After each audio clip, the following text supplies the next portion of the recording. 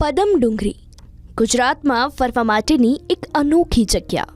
અહીં eco ટુરિઝમમાં one વિભાગના સહયોગથી ચુનાવાડી, બોરકચ્છ અને પદમ ડુંગરી ગામની સખી મંડળની બહેનો એક વર્ષથી વૈદિક રેસ્ટોરન્ટ ચલાવી રહી છે।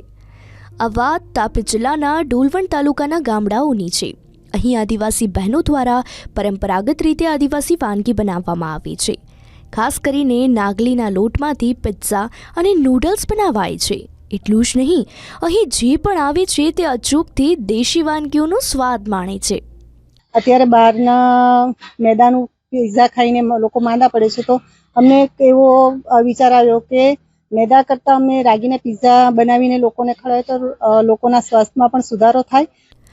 વન વિભાગ દ્વારા સ્થાનિક મહિલાઓને રોજગારી મળી રહે તે ઉદ્દેશથી સખી મંડળ દ્વારા અંબિકા વૈદિક રેસ્ટોરન્ટ બનાવવામાં આવ્યું છે। અહીંની મહિલાઓ પગભર બનીને પોતાના કુટુંબનું સારી રીતે ભરણ પોષણ કરી પોતાના બાળકનું ભવિષ્ય ઉજ્જવળ કરી રહી છે। સ્થાનિક લોકો પણ આ રેસ્ટોરન્ટ દ્વારા મહિલાઓને રોજગારી મળી રહી છે, માટે વન વિભાગનો પણ આભાર માની રહ્યા છે। અહીંયા અમને જે ફોરેસ્ટ ડિપાર્ટમેન્ટ દ્વારા અમને તાલીમ આપવામાં આવી હતી, અહીંયા અમને 5 જેટલી બહેનોને સારી એવી રોજગારી મળી રહી છે। હું એક વિધવા છું, પણ છતાં પણ હું મારી દીકરીઓને સારી સ્કૂલમાં અભ્યાસ કરાવી રહી છું। પદમ ડુંગરી ઇકો ટુરિઝમમાં છેલ્લા 1 વર્ષથી શરૂ થયેલા અંબિકા વૈદિક રેસ્ટોરન્ટમાં રાગીના પિઝા અને નૂડલ્સ અલગ જ સ્વાદ ધરાવે છે। આ ઉપરાંત આનાથી શરીરને કોઈ નુકસાન પણ નથી થતું।